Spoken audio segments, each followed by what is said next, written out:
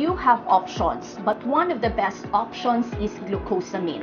Glucosamine is a nutrient that is found in small amounts in the food that we eat. And it also comprises the cells of our cartilage itself.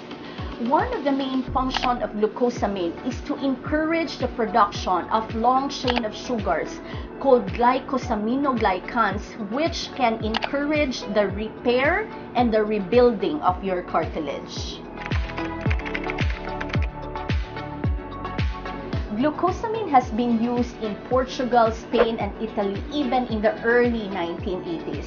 And these countries have shown that glucosamine is equal to or greater than ibuprofen in relieving pain.